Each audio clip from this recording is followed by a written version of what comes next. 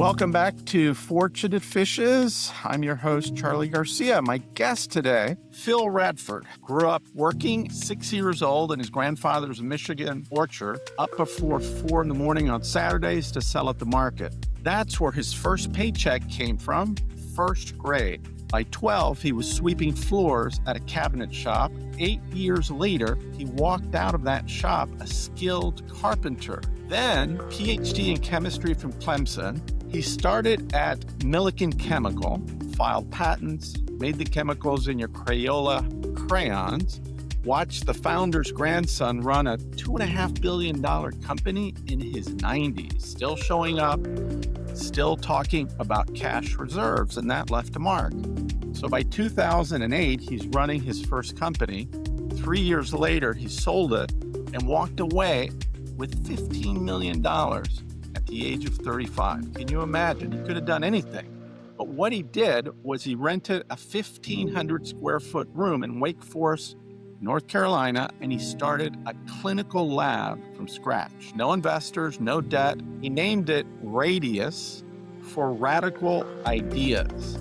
Hired his third employee from a fast food drive-through because he saw how hard she worked, and she's still there. So today, Radeas processes tens of millions of tests a year, 500 employees, all 50 states. He still owns 100% of it, and he's never taken a dollar of debt. And when COVID hit, his clinical business collapsed 70% overnight. He did not lay anyone off. He stopped paying himself instead, pivoted the entire lab, and became the testing infrastructure for ACC football, 200 universities, the cruise industry like Disney, and most of Wake County, North Carolina.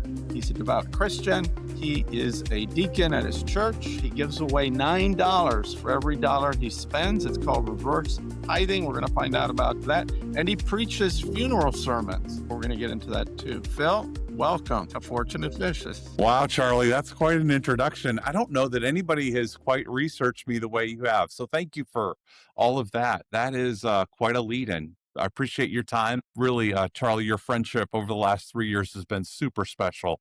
And so thankful for you, and great to meet your daughter as well, and great to be here.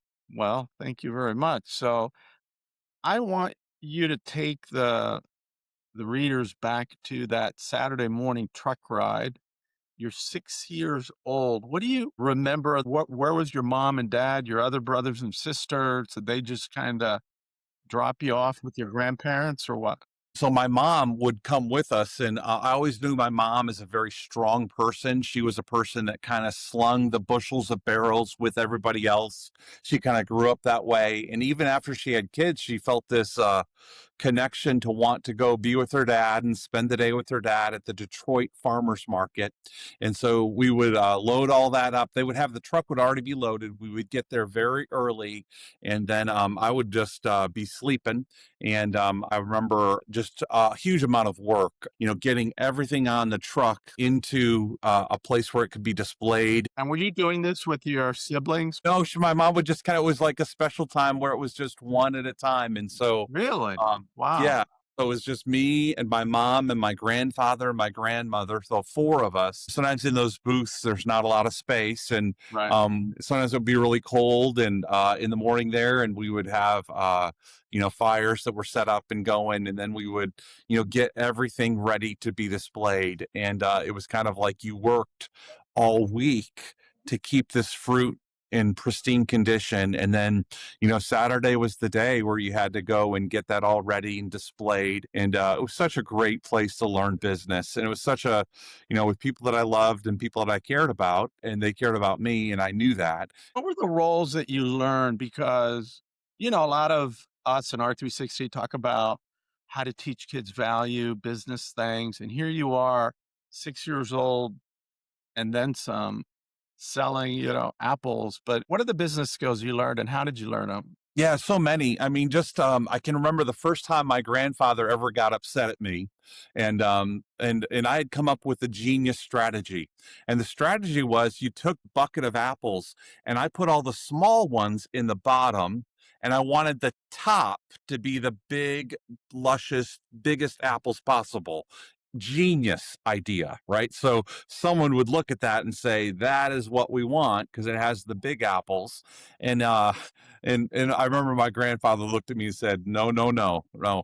Part of how this works is what's at the bottom is all the way through. And I remember his finger going up and down on that bucket, and it's got to be from the top to the bottom, it's got to be the same. I don't want all the apples there. I want all the apples throughout. And it kind of just this lesson of integrity. What we sold had to be what you thought you were getting. And I'd never seen him mad at me. And I can remember almost tearing up. And my mom put her arm around me. And, it's like one of these things that at a very early age, you realized as we transact and as we do business, making sure that what people think they're getting and what they get is whole. And very thankful for him for that lesson. I put all the apples out, and that was a really important lesson I remember learning. Another important lesson I remember once we got everything set up and it was all done, you kind of sit back and you could eat an apple just being there. And here we are all done. And so I grabbed the biggest apple. And my grandfather is so excited to see me eat the biggest apple. I can see it in his face. My mom is horrified. She's like, no, no, no. You have to take the small apple because the people that are doing the work as a leader, you're going to give the customer what's best and you're going to take the least.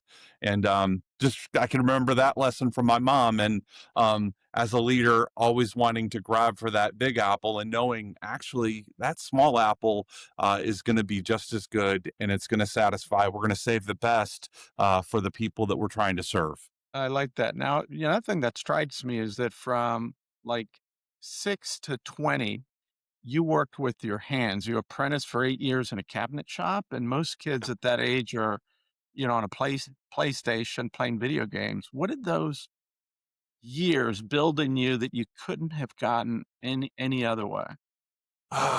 Just knowing that every day the team was counting on me at that cabinet shop to keep everything clean, to put everything in its place, and the owner of the company was like minutes out of Woodstock, so unbelievably different with regards to kind of political persuasion. And my dad was a conservative, just a strong Christian, and then I had my boss who was very, very different. And just seeing those different worldviews, and it was for the first time I really got to see another side of the Democrat Party, if you will, the idea of trying to bring people together and let's all work together for a firehouse in a elementary school. He just taught me a lot of lessons. I guess one of the first lessons, Charlie, was I went to my father and said, Dad, what is this F word that everybody's using? It's a verb. It's a noun. It's an adjective. What is this? I don't understand what they're saying. And so he handled it in a really unique way. And it was a great lesson for an 11 and 12-year-old. Wow. Well, later on, you had the benefit of watching Roger Millikan in his 90s, who changed your life. He's running this $2.5 billion company, still showing up, still talking about cash reserves. Take us back there. How did you end up there? And what did you see in the old man that you decided that you wanted for yourself too? He was an extremely diligent worker. I still have as one of my most prized possessions a picture of Roger Millikan, and then his family actually wrote me a letter when he passed away, and I kind of just told the family what he meant to me and how valuable it was. How did you get that job in the first place? And also, what inspired you to write that beautiful note to the family? He was just so diligent. He worked hard. He loved people. When you were walking around, they had about 10,000 people working. He would often corner people and say, what value are you creating for our company today? And you had to know what that was, right? You had to know what I was doing. And so oftentimes you would get cornered. If he liked your story, he would sometimes pull you into a meeting and you would be in front of all these people that are like your boss's boss's boss's boss. And you had to be ready to say, this is what I'm doing. This is why I'm doing. This is how it's contributing to the company. And there's a real culture that changes when everybody's thinking that way. Like we are all in this boat together and we all have to work together. And all of us have to be thinking, what's the best use of our time and our contribution? When did you go work for him? Was it right out of college? Right after PhD school. So it was 26, 27 years old. What inspired you to get a PhD? Most PhDs stay in college and teach. You'd got a PhD and went to start a or go work in a business. Yeah, I got exposed to one of the guys that was at the school I played basketball with. He's a close friend. His name is Jeff Haas. He's still actually with Milliken. He said, "Hey, I think I can get you an interview." And just loved the people that I met there. It was very innovative. And sometimes what happens, I had looked at becoming a doctor, not to disparage that, but Right. you have to get really into a very systematic way of thinking. And when a doctor has an idea, wants to innovate, that's called malpractice. And they will be sued for that. And so, what I loved about Milliken is they had a lot of ideas and they really systematized that. They had 1,700 patents. They were bringing a lot of innovation. And so, the chance to go work and be able to create versus just sit in a lab and try to document and do journaling. Maybe someday I'll get there. But I really love the idea of creating innovation that would appeal to the masses that would see potential value in it. And sometimes I was sitting with one of my employees this week at lunch and just telling him some of the stories of that first job. And it did feel like they paid me to do this. I mean, a lot of my job was come up with ideas that are going to be put in front of children and it's going to make them smile and then make sure that they're safe. And so it's like, I loved it. Wow, that's really talking about the innovate. Right behind me, I have a black and white picture of John F. Kennedy with my godfather, who I was named after. He was my dad's mentor. My dad went to Georgetown Medical School and undergrad. And Charles Huffnagel invented in 1952 the heart valve. But when he did that, he would go with my dad and a team to the Howard Johnsons because this procedure it wasn't allowed. There was no heart valve. People just died. So he had to do these outside of the hospital. You think of that today. Now, of Yeah. course, he was the head of cardiology. He carried a lot of weight, but that's how they were innovating back then. And Wow. when my dad died, he donated his whole collection of heart valves. Like if I saved your life and you died 6 years later, we needed it back to see what the wear and tear was and all Yeah. that. Yeah. But that is kind of what they were doing. But I I don't think our society was so litigious back in the 50s, probably. Yeah. Yeah, and you think about it, that innovation, it would be very difficult for that to happen today. Not impossible, but it's just your ideas and innovation has got to be over a certain level of value in order to warrant the millions and frankly billions of dollars that are going to be required to get that finish line. Yeah. And I want to talk about how you hired your third employee because it brought back a smile to my face thinking I was at a Ritz-Carlton in Palm Beach. There was a famous singer. He had this event outside. The rain was coming, like raindrops, and this woman who had a mic on just figured out the whole thing, got everybody, and she was so graceful. And my wife looked at her and said, "That's the type of person you need working for you." 3 weeks later, she was my chief of staff. But you kind of did the same thing. But explain to me how you saw some woman at a fast food drive-through, and next thing you know, she's working for you. It was real close to our office and I'm eating my food and I'm thinking about my work and I see someone that's wiping down tables and anybody that has ever wiped down a table, you can do it right and you can do it wrong. Like leave the big spots that people miss when they're doing it quick. And I'm watching her and she's like thoroughly going and leaving no spots all the way through. There's nobody in the restaurant that's watching her and I'm watching her move from one table to another.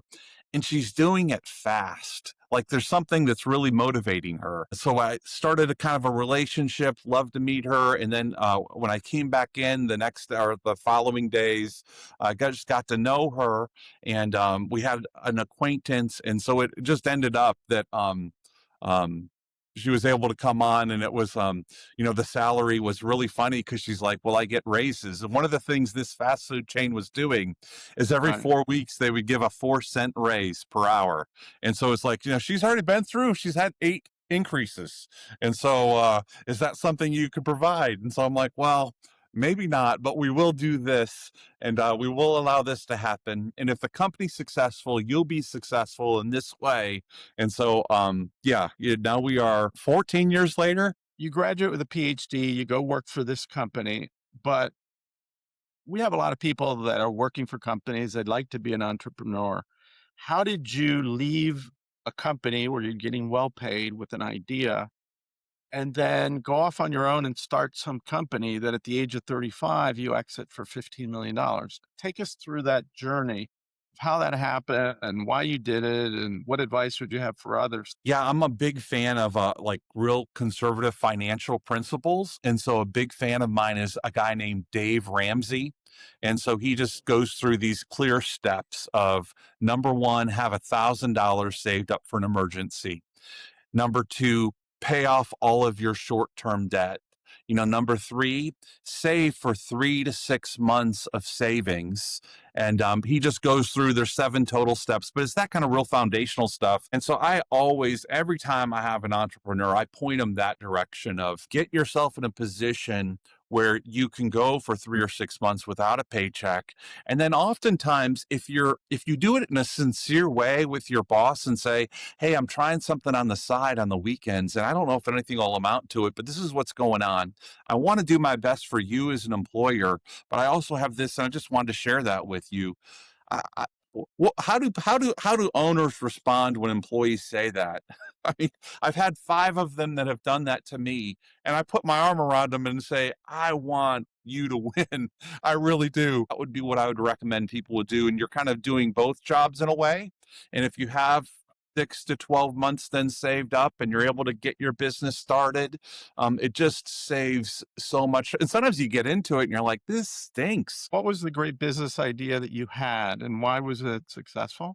What was happening is often doctors would send all of their stuff away to an outside lab. So when you go to the doctor, they see you, you get a test. My wife had this done today. A blood sample is removed and then it's sent off. And sometimes it can be days or weeks before you get Yeah. that data back. And so my idea was if I could get, using my chemical background, if I could get the equipment to test on site and create a physician office laboratory so that the doctor could have that data while the patient waited, sometimes in the waiting room. And so it's like we're going to see the data before the patient's seen. It helped to streamline all of the processes. The patients So you loved it. would call a doctor up and say, "Hey, I could build this lab for you," and Yep. and uh, How and many and samples of this train. type are you doing? We can bring it in. It will get your patients a lot better service. It will get you involved in that testing. And then there actually may be even a financial benefit. And so it's kind of, there's all these benefits. You're never going to lose a sample in shipping. Was your company running that for them so they didn't have to do it, or you would train their people to do it? We would typically get the equipment installed and I would help them to hire, and they would be hiring the person. And so I did this with a couple of doctors. And then one of those doctors said, there's a lot of testing that we can't do. Could you and I start a lab that we would just do more of this stuff? So we did that. And so it was kind of set up for the doctor to participate in the front side of the testing for most of the testing, and we would kind of take the rest. And there's just a lot of benefits to doing it in that way. If you go into the doctor's office, the patient knows what their bill is going to be. And if they Right, have a problem with the bill, they can see someone eyeball to eyeball with what's going right. on. How did this happen? And so it just cleaned up a lot of the system. And how long did that company last? How big did you grow it, and who did you sell it to? Yeah, so actually I sold it to one of my original partners. And so just due to some of the credentialing, he's like, could I just buy you out? And I'm like, absolutely. That's how it kind of worked. And he was able to then move it forward. And so it was a very easy transaction. And really just, I thought it was, when you receive a check like that and you've worked in an apple orchard, you kind of feel like, all your problems are going to go away and it's the promised land and it's like winning the lottery.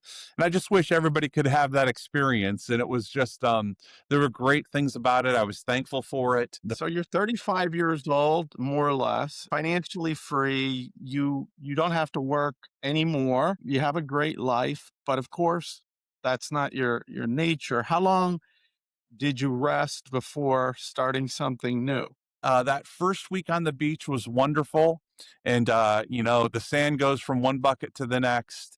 And that second week, it just, Charlie, I'm looking at my phone. Oh, my stocks are up. I'm happy. Oh, they're down. I'm sad. And I'm like, I'm in my 30s. Is this going to be the rest of my life? Is going to be looking at these funds? And I'm there. It's like, very quickly, I knew that this is not what I was created to do, right? This is not what my makeup was going to be. So, okay, let's look at the agreements that I had signed. If I went through this location outside of this, if I did it in this way. You were used to being asked by this old man, how are you providing value? Then you created a company that was providing value to doctors and their patients. And you felt you could contribute something creative that you could provide value. How did the whole kind of idea come for what you do now? Yeah, so my idea for today was just to say the company that I'm in now is, could we create an environment that we all want to be a part of? Could we deliver high quality data? So I wanted to have a very, very low error rate of less than 1 in a million. And my goal and objective was, could we return that data by the next business day for all of our tests? What was the typical error rate and what was the typical time that you were trying to cut? Yeah, it's just a difficult thing to be precise on, right? Because the government will never say, or Right. our auditing boards, we accept this level. And so what I will say though, we do a thing called proficiency testing, which is where we take in blind samples and we test them and then report them back. We don't know what the answers are supposed to be. Right. And if I get 80% correct, so I get 20% incorrect, the auditing group say, great job, keep testing, right? And so that's the level that I stay Wow. open at, right? And yet I found that when you go and you have this very precious commodity of trust where a doctor's saying, I need help with my patient, here's the sample. And if I have to be wrong on that, it just tears you up. 1 in a million error rate, but the time also, I mean, that's pretty quick, you That's would right. think. Typically, these tests would take like 5 to 7 days, sometimes 14 days.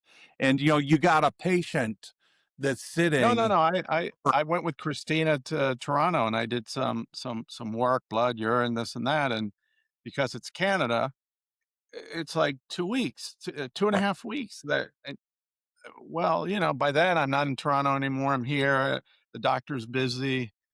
Yeah, it's a Yeah, problem. yeah. And so just having that data quick, it helps the whole system. It helps the doctor to remember and keep track of, oh yeah, this is where we're at. It helps the patient to not have that worry. And yeah, and so that's what we And then, started. and then how did you start? You started local, and how did you build this? Because now I remember you weren't in all 50 states. Now you are. Like, how did you start? How did you scale it? And you have no debt. You own 100%. That's another feature.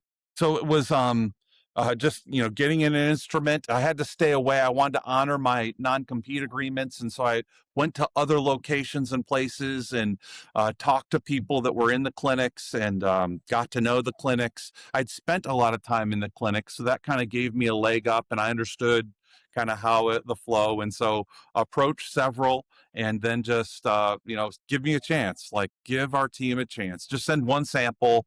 I don't want to talk about what we can do when it's very easy for you to sign all the correct forms and then send it, and it'll arrive today, and we'll have that reported out tomorrow. And so, would you like to give it a try? And so, just you get enough people that give you a try, and then we have several of those same people that now it's been 13 years. One of those doctors I talked to last week, and it's been a relationship, and it's been a continuous. He trusts us with his sample, and we hopefully have been able to, and hopefully we'll continue to be able to give that result And were back. you doing those original sales yourself? Yeah. So I was the primary salesperson, and then I had to build up our team, and Anna, who was that third employee or the second employee, and then Zach, who's actually 20 feet from me, our third employee, and now our director of operations. These guys, I could trust them, and they delivered. Most CEOs, they're good salesmen. They're passionate. You need to be able to believe in whatever value it is. You couldn't have become this successful not being a good salesperson. And what advice do you have for people to sharpen those skills?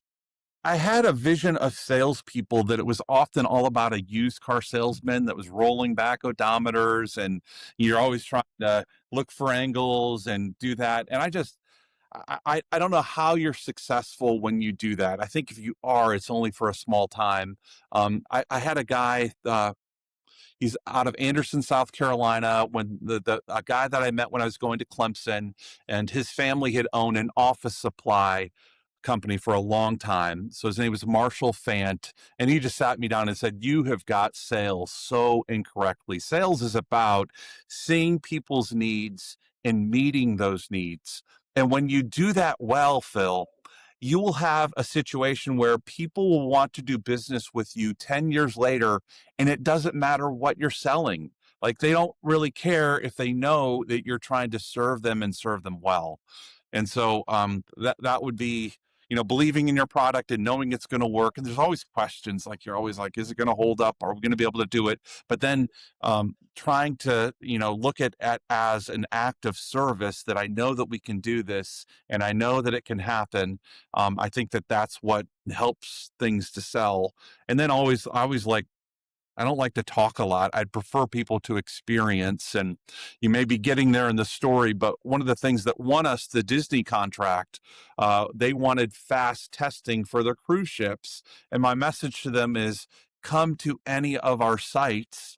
You won't have to tell people who you are, and see when you get your result back. And they did that. And they're like, oh, we feel like we're getting lied to a lot. No one said, come and check in without letting us even know who they are, and do the work. And I was able to tell that to my team and communicate that to the team, and that kind of helps them to understand, look, uh, we're all trying to keep this commitment that's been made to these patients, and they're very valuable. And we've all had family members, and we all have our own experience of clinical testing. Let's try to make that as best that we can. We have a lot of our 360 members, myself included, that have taken private equity money and what that means. They're on your board now. They're approving your budgets. They have clauses where, if you don't perform at a certain level, they could bring in another CEO to replace you.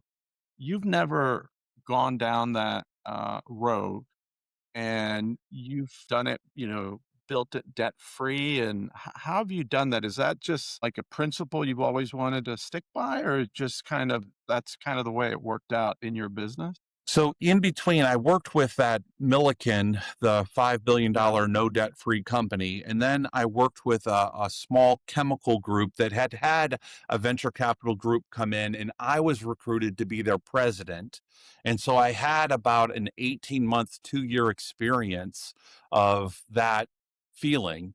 And yeah. And so, you know, I very quickly learned this was kind of going through 2006, 7, some of the crash, and just really hard. From there, it was like that's where I started saying I need to have something on the side that would do. I didn't want to violate their trust, but it was that's when I started to really on the weekends set up doctors with testing, because I just saw the frustration. And it's like, as a leader, I was spending sometimes like 50% of my time was the dog and pony show getting ready. And it's like, I can't go lead and create. I've got to have the numbers in place. That's the negative side. On the positive side, my experience, these guys were unbelievably intelligent. And Right. in the past at the old company, we would bring in McKinsey or the BCG group, and they would come in and work with you and take your ideas, present them up, prepare a 300-page slide deck, and walk away with $1 million. What I loved about the venture capital group is they actually were invested. And so they gave you great ideas and thoughts, but it was a lot of energy and time getting ready for those presentations that I didn't feel like created a lot of value. Take me back to COVID. So, March 2020, your clinical business dropped 70% in a week. You're 45 years old. Elliot's probably around 5 years old. What's the conversation with Beth that night? If Elliot had been a couple years older, I probably would have said, okay, the team. I love the team that I work with. I think the world of them. But I would have said, okay, what we're gonna do is we're gonna all go, because we didn't have a good way to test, and it was Right. like, okay, we're all gonna take a. There was actually a large GE in our area had put out a poll plan of how you could put people on furlough and they could get paid by the federal government at 80% of their income. And I was almost about to say, hey, let's meet back here in this room a year. We'll wait a year. Here's the furlough plan, and we'll see if there's any business or anything else we can do together. But in the meantime, let's just go take a year off. And all of us, I was going to climb the Appalachian Mountain and start on it. And I actually invited my other staff. Hey, this is what I'm going to be doing. If you guys want to come, it'll be a lot of fun. We could all do this together. And if Elliot had been like older, I would have Yeah. done it. And so we kind of stayed in it. And then we kind of got asked, and there were people, and actually this is kind of a funny story, but the person that directs all of our auditing agency, our COLA, the person that runs the whole thing, gets me on the phone and just says, Radford, what are you running from? We need you in this game. Why are you not testing 1 million samples? You need to be involved. If you don't do this, we're going to end up with a bunch of people selling fireworks, Christmas trees, and COVID tests. We need scientists in this game. Do not run from your calling. And it was just like, oh, this, Huh. this is the auditor, right? This is the person that's always like, trying to kill your business. She is really calling it out, but I'm thankful. It was good. It was a good challenge, and it really kind of crystallized, okay, I don't know if we're ever going to make any money on this thing. I'm probably going to lose money. But you did something that most people don't do. You went and hired hundreds of people. You didn't take a paycheck for most of 2020. So walk me through how that math actually works when you're staring at it. It was horrible. It was the government came out with the CPT code, which is the way that these tests are paid, and they said, we're going to pay you $50 to perform all of the tests. The problem is the reagent kit costs were $45. And then I had people, and then I had to look them in the eye and say, you're going to go face this. We didn't know what it was. You're going to Right. go walk into potentially death's door to help people. And if everything works out perfectly, maybe I have $1 of profit, but likely I'm going to lose money. And so it just made it very hard. The other thing is, as a clinical lab, we don't get paid on a lot of our samples. We end up doing them for free. And that's just part of the way our medical system works. And so you didn't know if you were going to get paid for them or not. It was very hard. Beth was, encouraging, and yet, what are we doing? Because remember, this is kind of a hobby at first. It was just something to do, and to do it well, and to do it for fun. And so now it's very different. You did just feel like I was just getting so many phone calls from friends saying, please, could you test our sports team? Please. I had my neighbor actually is trying to put their, blood down on a card to see if they have antibodies. And so you could just see truth, when it's delivered well, brings huge amounts of freedom. And so I felt like if we could get truth to people, if they knew their state, it would bring a lot of freedom. And so we started into it. We got the equipment and machine. Three of the different things we tried failed miserably. We really thought it was going to be antibodies that were critical. Like if you Right. knew the antibodies were in your system, you were not needing anything else, and you had it, but you had recovered from it. And so that's where Right. we put probably $1 million of investment in that. It completely failed, and then we bought one PCR system, and that became the de facto standard after it got going. It was just pretty large. We still were trying to get like some guaranteed money from county contracts and from state contracts, and that was what really put us over the top. So how did that work? Because I know Wade County paid you like 120 million. You had ACC football, cruise lines, 200 universities, county governments. I mean, you became part of the national infrastructure overnight. How do you handle that level of demand? Yeah, it was just a lot of very long hours. So usually 18 to 20-hour days. My whole team was right there with me. And, it was like that goal of, okay, for 8 years, guys, when the sample comes in, we report it out. We've done this. All of you have done this. We've all done this. We want high quality data. We want it the same business day. And so because we had trained and I had these kids that are now in their 30s, right after Right.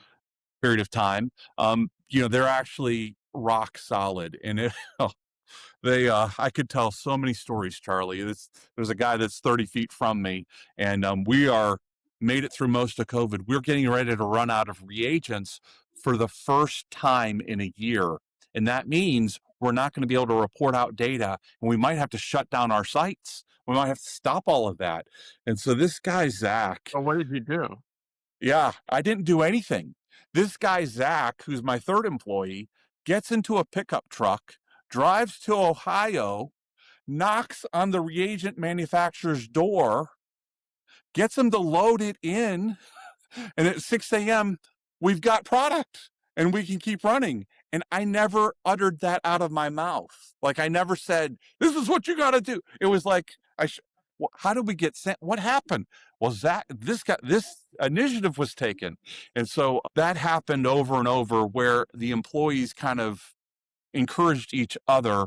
And it became something that I'm still to this day so thankful to be a part of. And even in the samples that we ran last night, right, there's groups that did all of their job and they continue to work. And this is a generation that everybody says is never going to be able to have discipline or do their work. They're just they are the millennials. You can never get anything out of them. And here I'm saying that's actually the opposite. I mean, they have hearts that just work. And then if they see a vision and they know the why, if they know the why, it's like just thoroughbreds running hard. And just really thankful for them. So yeah, that would be kind of the thought pattern in going through of just garbage bags full of samples, and there's 15 people walking in, and so it's tens of thousands of samples that night you're going to report.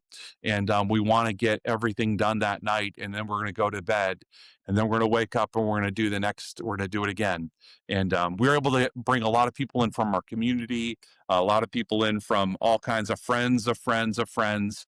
I think at one point we had 8 mothers working for us. And so Wow. you talk about the helicopter parent. Well, this was the opposite. Sure. It was the kid bringing their parents along, and got to know a lot of them. I had several guys that would do their dates in fume hoods. And so, hey, I'm dating this girl that's got a microbiology degree. Could she come in? She's got this qualification. So that's what they're doing on Friday night, is making sure and talking. And so that also happened. It was kind of fun. I want to switch to, all the toxicology stuff that you guys do. You were kind of on the forefront also on the whole opioid epidemic, but you can detect drugs in human urine at 2 nanograms per milliliter. What's that mean in plain English? And what is actually in the American drug supply right now that most people don't know about? Yeah. So what that means is almost any medication that a person would take, we can say we can see it back to 7 days. So if they took it 7 days ago, we can still see it. And in some drugs, we can actually see it for 2 weeks. And so what that helps is for a doctor that's trying to prescribe, and he's doing that with his license that's hanging on the wall.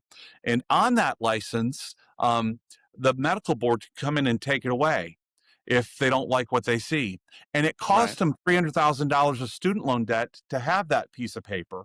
And so when he has a patient in front of him, he's trying to make sure that he prescribes in a way that's helping them. And oftentimes you have patients that are on other things the doctor doesn't know about. This happens all the time where people are like, I don't know why I feel this way. And you look at with one tox report, I can say, these are the drugs they're taking. They're taking a bunch of benzodiazepines that are trying to put them to sleep, and they're taking amphetamines that's trying to keep them awake, and they might have an opiate in them. And so it's these conflicts that nobody really knows until you look at their data. And then it brings all this value to that doctor. And it can be things, Charlie, like the patient is actually a drug addict and they're trying to get that prescription for oxycodone, and they're going to go sell that. And so being able to make sure that the patient took the drug and they're not on other things, it's a great place for us to deal with our drug epidemic, right? Like it's a privileged relationship where the doctor can say, deal with the real problems. And you worked with the in North Carolina with Durham and Wake counties on cocaine contaminants. What were you finding there? Lots of fentanyl, actually. So, what many drug dealers were doing is taking the drugs and they would add cheap fentanyl, and they were able to, get a different kind of high. And for a lot of the drug addicts, they feel like when they feel that people are dying, it's like moss to the flame in the sense that that's the real stuff and that's potent. And we live in a world where it's often diluted, and so it can really be a problem. And so we worked with them. We were able to say, hey, we've got a fentanyl, and they were actually able to trace it up and kind of get that shut off. And once people know, they stay away. Oftentimes it's just not knowing. The opioid epidemic is a testing problem as much as a prescribing problem. If you had a free hand to fix one piece of how prescribers and state databases coordinate, what would you fix first? Of course, you're talking to the tester. So I'm going to just say, if you look at all of Medicare dollars in spending, Right? you were to say Medicare dollars, where do they go? And um, if I asked you what decision making comes from a clinical test for a doctor, and most doctors will say it's a 50%, and then 50% I look at the patient, 50% I look at the report. We've actually done some studies. It's more like 80% comes from the clinical data that's in that report because they just don't know what they can trust. Right. So if we're 80% of the medical decision, what percentage of the Medicare spend do you think we are? And I think we might have had this conversation, so you might know already, Charlie. But most people would guess 5%, 10%. So it's actually 1%. So 1% of our Medicare spend is on clinical testing. And so I just feel like that diagnostic tool, it needs to increase, and it's something that brings a lot of value. And so I hope that we can continue to see that grow and that people can get real help. And I think the other thing about it that's just interesting, if being an insider, when I started in 2012, this new company, we had a new rule that came out. And here's what the rule said. The rule said that patients are allowed to see their own clinical data. And if they want to see it, you have to show them. And the reason that law was interesting is before that point, if a patient came to me and said, I want to see my clinical data, I had to tell them, no, you must speak to your doctor. He is the one that ordered it. He must interpret it. And Right. and so it's not many years. That's not like ancient history, Charlie. This is like a decade and a couple of years is when consumers had the chance to actually see their own clinical data. And it seems silly after COVID because COVID really broke that open. And the idea that you wouldn't know what your clinical COVID results were until a doctor had looked at it, interpreted it, it seems ridiculous. But that's actually how we operated in 2010. You've been very charitable with your time, your talent, and your treasure. And you do something called reverse tithing. Most people think, if I make $100,000 in income, I want to give 10,000 away, which is tithing 10%. But explain what it means that if you spend $1, you give 9, and where did that ratio come from, and how do you do it? It's a loaded question. It's often misinterpreted why you're generous. And so you're not generous to seek approval. I'm not generous because I want God to love me more. Like I already know how he feels about me. I already know all that. Think of it more as karma. Just you put good stuff out there, and good stuff will happen back, but you're doing it out of a sense of goodness, not obligation. Right. I would just say that giving is unbelievably fun. And giving is something that as you do more of it, it's not just something that you're saying it's fun. It actually really is. And our world tells us more and more and more. And it's just like get all you can and can all you get. And you just hold this stuff so tightly that Charlie, you actually can't spend it yourself. It's not very fun. And so it's giving that allows you to open that hand and you see how it affects and impacts someone else. And it is nothing like it in the world. It's really something I've never regretted a single dollar that I've given. And that's not true of all my business dealings. So explain reverse tithing. What is it? How would one do it if they wanted to follow your example? So I started at 10% as a boy. We would get money, we would get salaries, we would always try. So that's the place to start. That's what you do. And you begin to develop a giving muscle and you enjoy it and it is good and you see the benefit. I try to serve a God that has a massive heart and he has designed us and made us. So as we put that into our life, it loosens the hold of materialism. And you give that 10% and it feels so hard.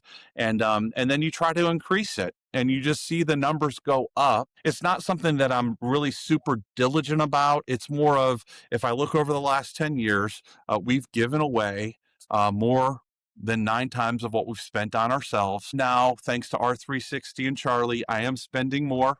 So I'm not quite as cheap. And so that means our giving has got to be more. And there's tons of good causes and you have to give well. You don't want your helping to hurt someone.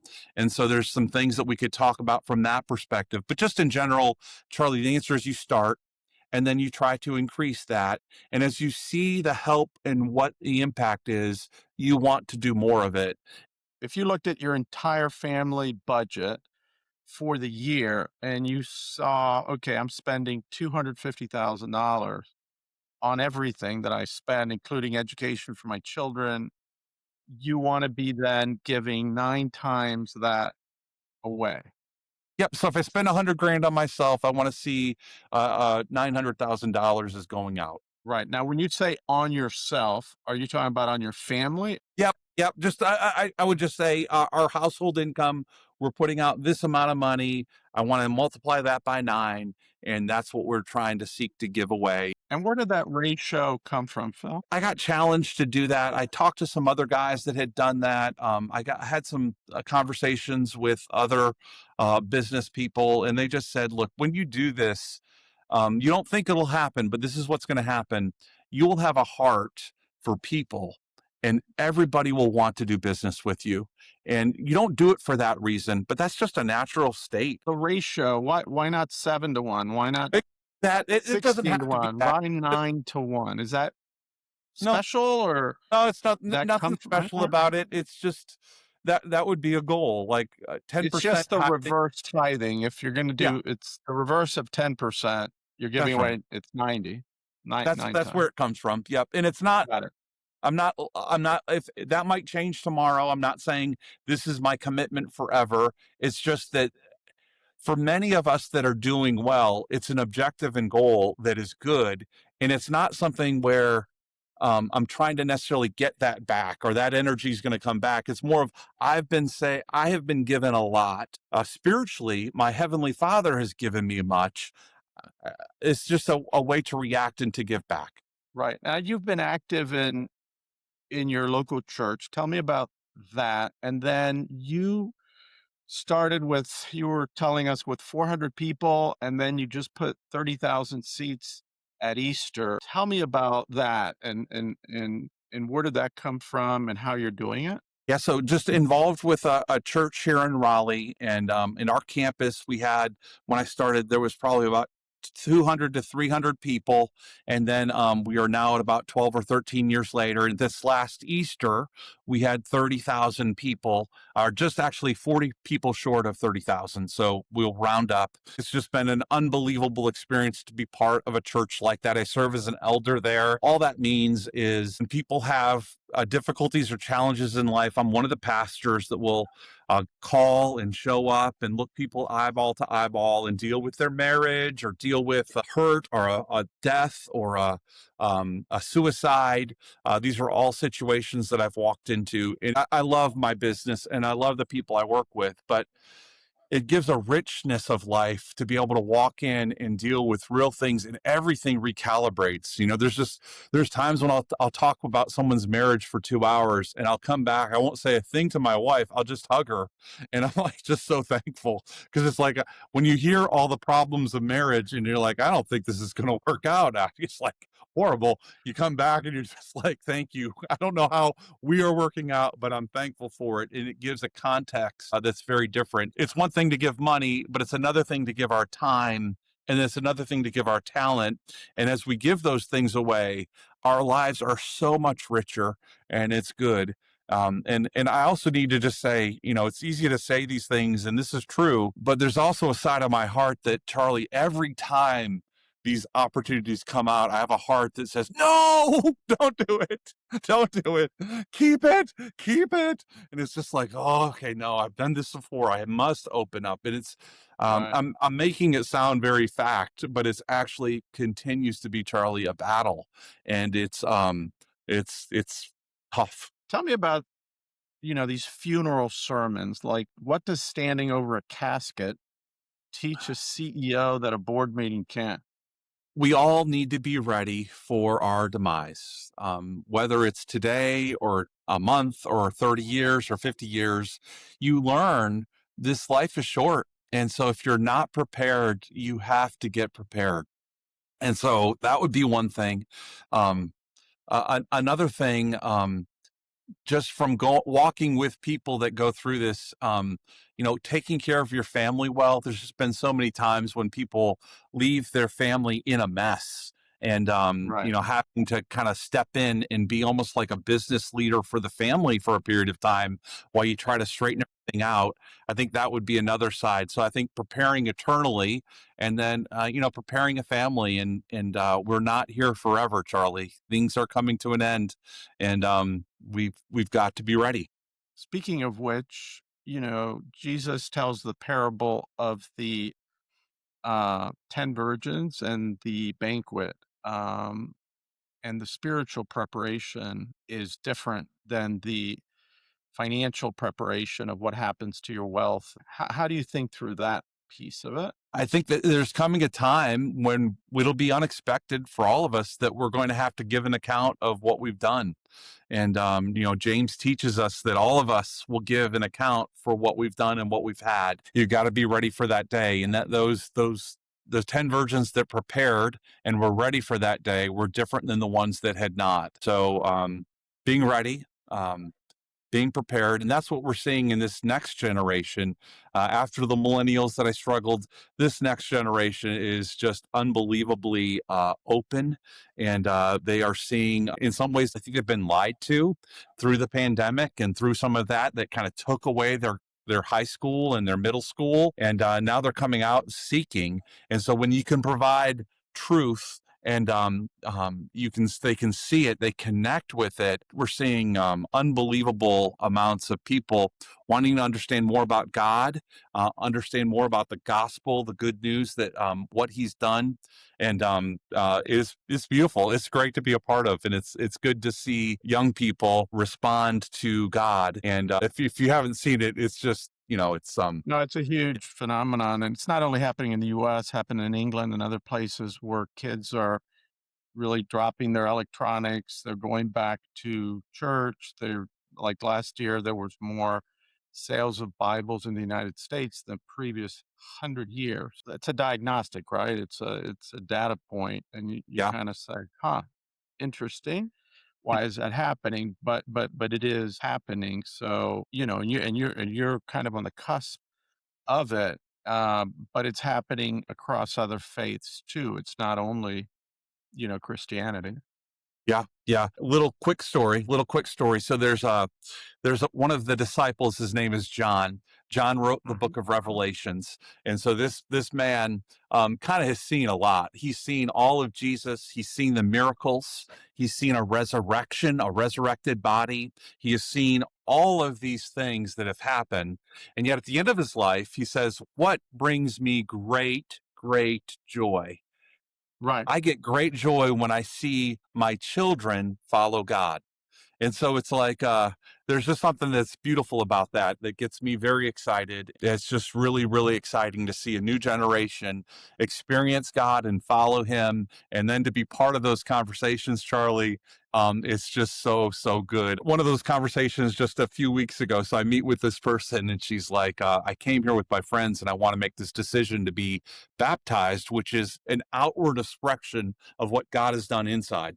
And so I don't like the idea that she's here with her friends and it's like she's just going to take photos. And I just like, maybe we need to wait for this. And maybe this is something we'll talk more about it and really before you make this decision. And she looks at me and then, look, I'll do anything you want, Phil Radford. But here's the thing. God has told me very clearly that I need to do this. And is this how it works in the Christian life? When God speaks to you directly, you just get to pick and choose what you get to do and what He asks you to do and what you do? Is that how it works? I'm like, you are going to be baptized today, and here is the way. Let's walk you right through here. So it's neat to see these new Christians as they come to faith. Yeah. That's interesting. Yeah, Revelations has a lot of nice, interesting things in there. But I wanted to shift to, we were talking in DC about social capital. You had mentioned that, a lot of people struggle with set up a private foundation to give money away, but then there's something called a donor advised fund, and people try to choose one or the other, but I think it's different muscles. Tell us about your experience there and what your insight and advice is for people who want to be charitable and how to do it. Just recently, I'd always kind of looked down on the donor advised funds because I was concerned that I might put a lot of money and then it would be something that like an outside group says, no, you can't give to those organizations or that's bad or that's not. And so for the first time, I really got into donor advised funds this last year. And it was just a beautiful thing in the sense that I could go to one location and then put all of the data in to send into this group, and they make sure that all of the organizations are legitimate. And what that did is I was able to put in highly appreciated assets. Think like an Nvidia that's up 60, 70, 80%. And so when I cash that out, I'm going to have to pay the 23% capital gains on that, and then I'm going to give it and then I'll have a write off. But by giving the stock through a donor advised funds, I get that capital gains cleared up. But then I can write that giving off of any money that any of the companies or any of the other ordinary income that I get. And so it was that ability to do both that's really got me thinking. And so I'm really a fan of those donor advised funds, especially as it, money that you're going to be giving away anyway. You can give it out of a highly appreciated asset and get a tax benefit on the capital gains as well as the ordinary income. Right. And all the big brokerage houses, whether it's Merrill Lynch, Goldman Sachs, Bank of America, they all, you just can set up the Phil Radford Yep. donor advised fund and it's under That- their structure. But then you can then direct money. They have to ultimately, it has to be a legitimate, 501c3 nonprofit, that kind of thing. Yep. Um, sometimes with the bigger shops, they want to tell you you can't do certain things. So sometimes you have to go to, maybe a smaller entity. But what do you set up your donor advised fund? Yeah, so I have three brothers. My youngest brother is a financial accountant, steward, and so he works with Edward Jones, and so he has managed my money unbelievably well. We had a 49% return this past year. I think he just barely timed the market right, Charlie, and yeah, as every Hmm. little brother loves to do. Hey, look at what I did for you, and so Right. he handles that, and so it's all through their program. And the other nice thing is, at the end of the year, it now is all in one place with all of the 501c3 credentials, and everything I need is kind of all locked together. So I went from being kind of a very big skeptic to it to actually it's my favorite new tool, and I'm trying to move all of my giving through this mechanism, which is actually a little bit of a challenge. So it's like, okay, I'm going to have to, all of our giving has to come through this approach, and trying to get that all together. And what's your advice to listeners that are looking to have a life partner?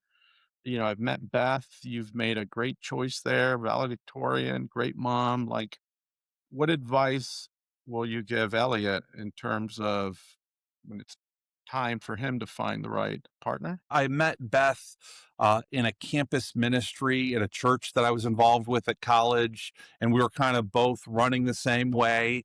And I was the president of an organization, and she was the vice president, and we worked together for like a year doing that. And I had stepped down, and it's just like. Uh, I'd seen what a special person that she was without any of the pressure of romance and dating.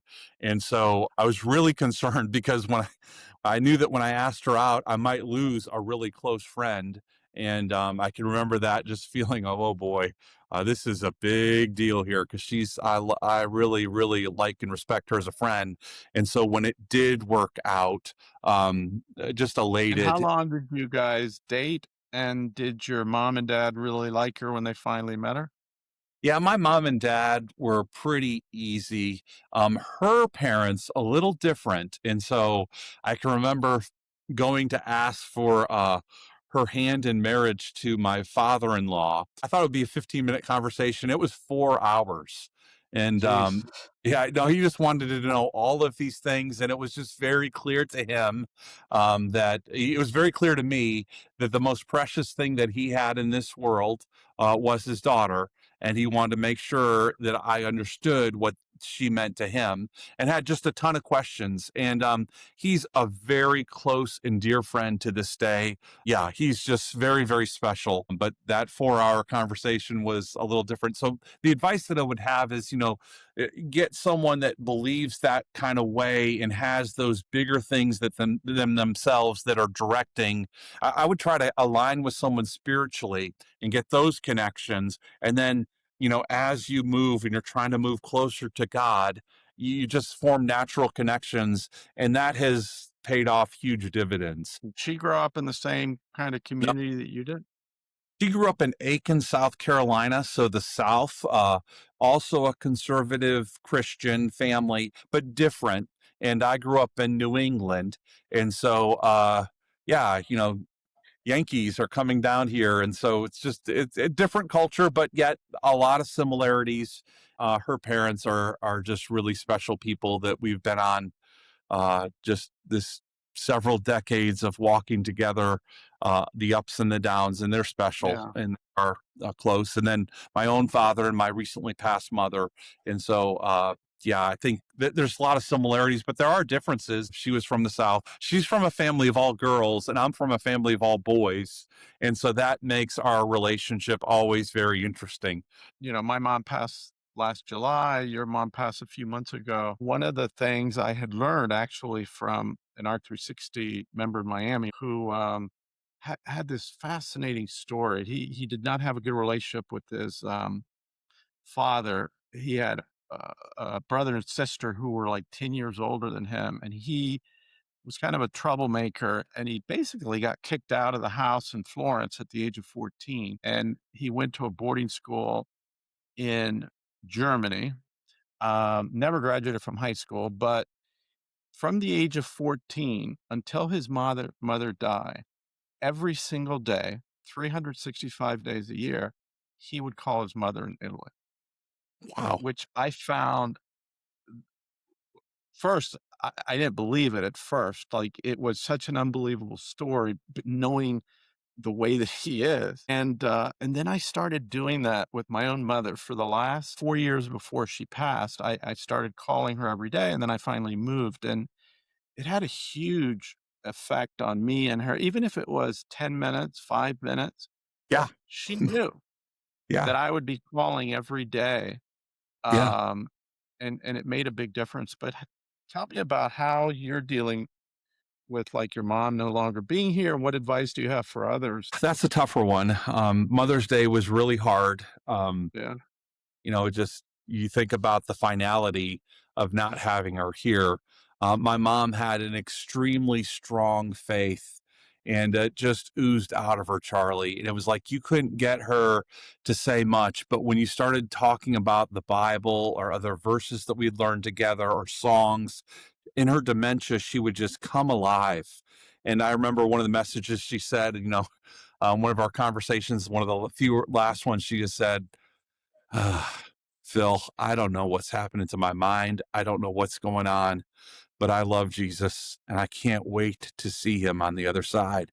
I will pull up a text from my dad this morning. And so my dad says to the brothers, he said, I want you all to know I am thankful for the extra calls in these last several weeks. They've been a real encouragement, a blessing to me, and have helped me along this journey. Without your mom by my side, I am most grateful, Dad. And I wrote back to him, I said, I would like you to know that the way you've walked through your marriage is an inspiration to all of us. Your story continues to touch and impact people. Several of my Florida friends are so impressed. Your tragedy is pointing people to the gospel. We are very grateful to have you as a role model. And so that's how we're getting through it, is communicating and talking through. Well, it's beautiful that you brought your dad to an R360 meeting. I'd heard a lot about him, but then for him to actually come, participate, do all the exercise, share with us was very nice. And how old is he now, Phil? He's don't quote me. I think he's 83. I think Uh, 83 is the number, mid 80s. and you got him one of those like Tesla trucks, right? With the that like can do the self-driving for him, so Yeah, it's he has a easy. Model Y, and yep, he got that about 2 years ago. We went and did that together, and got that vehicle. He has loved having that. I think that's a real help. It's not being marketed and sold well. It really will enable people to drive a lot longer, giving them freedom and autonomy. And yeah, that was not going to be a fun conversation. My father was born in Detroit and grew up around cars and with the car industry, and the idea of me having to go say, "Hey, Dad, I need the keys. Put them here." The Tesla has allowed us to continue to have that autonomy, and he loves it. He's actually getting ready to come visit us, and I got him for his birthday. I got him a mattress that goes in the back of it, so he can now charge at RV parks and sleep in the back. And he's got the country is his oyster now, so he's excited. And what does he think about like the financial success that you've had through your own education and hard work? Like, does he He, like what does he think? He Like, could care less, Charlie. right, That's not what he views as important, and it's really not. And it right, was so funny for him to come to an R360 meeting and right. to meet all the people. He just loved that. He was like, "This is not at all what I thought it would be." And these people are real people with real problems and difficulties and challenges, and actually isolated because this wealth has often isolated them, and now they can't connect. And he's just like the way he just loved that group. He loved the people, and it was so nice, and the kindness that they all expressed. And he was excited that there was one member that was in his 80s that was there. I won't mention his name, but he was so excited that there was another old guy there too. He's like, we still got it. So no, it was really good. And so yeah, he could care less about the finances. He's more about are we leading with integrity?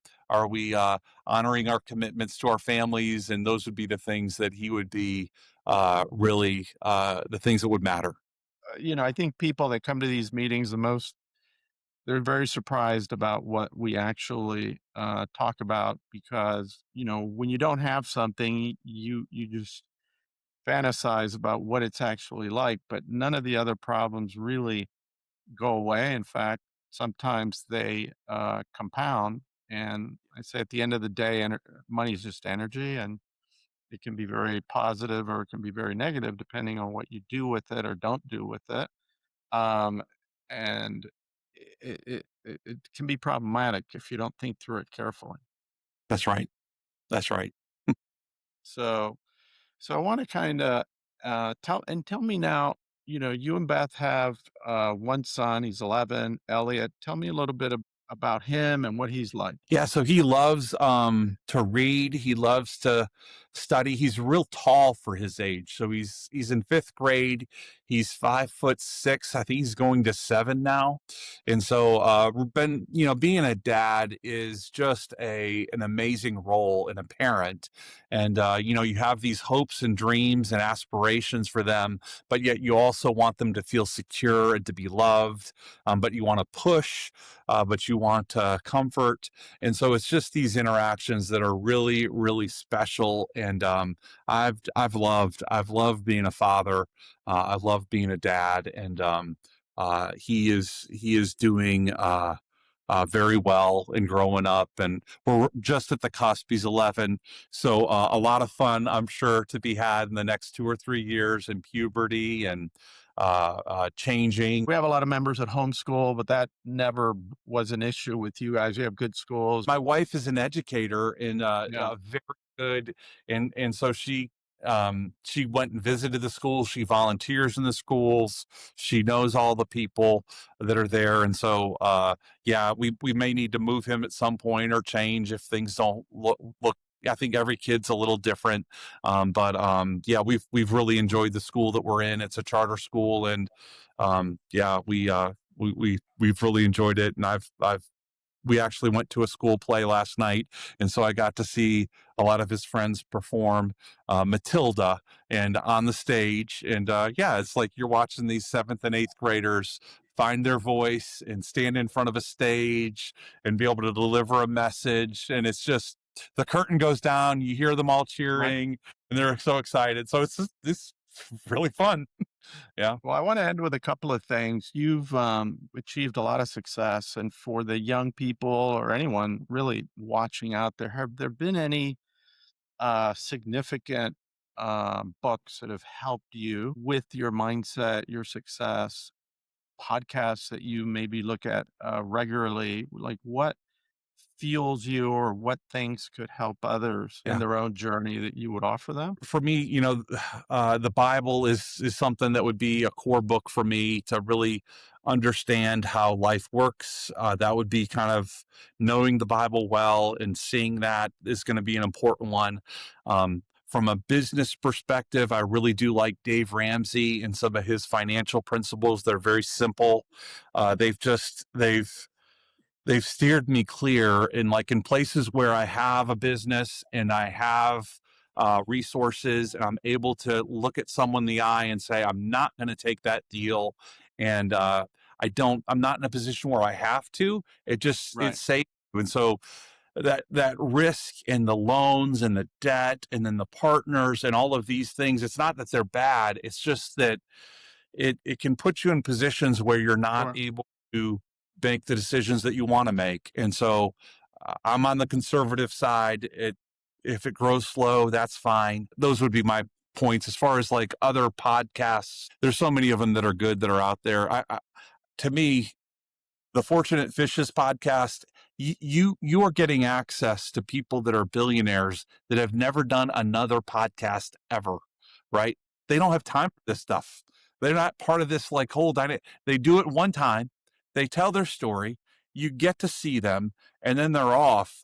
I mean, and it's free. I mean, that's how this works now. It is. That's how it works. And so, leaning on and those kind of stories can be very helpful. From a book standpoint, I love a good biography.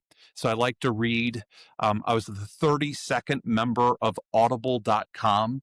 My username is Philip R. I won't tell you my password. And so, having 2 books that I read every month has been really helpful. And, Or just listen to. You prefer to listen than to read?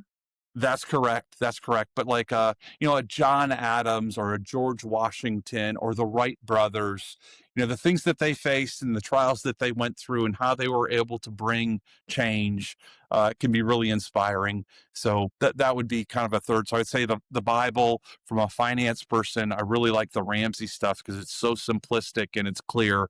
And then the third thing would be, just good biographies, Pulitzer Prize winning stuff. It's can be really inspiring. Fill yourself with that versus, scrolling and TikTok and clickbait and that kind of stuff. So I want to end, Phil, with something that's important to you that you've done and you've shared, and that is a particular passage in the Bible that you want your family to memorize, and you've memorized, and kind of want to understand first, why is this important, and then what is the passage and why and how it guides you and helps you be the person that you are and have the success that you do have. Yeah. So I love Bible memory. There are several books of the Bible that I've memorized. I don't know if I could say them all right now, but like James, Philippians, these passages, lots of Romans, several of those chapters. What they do is they help to order my thinking. They help to keep things very clear, and then they point me to a God that loves me. He wants what's best for me. He's trying to influence and guide me. And often in decision making, I know exactly what I need to do because there's a clear command of Scripture that says this is what you do in this situation, and this is how you move forward.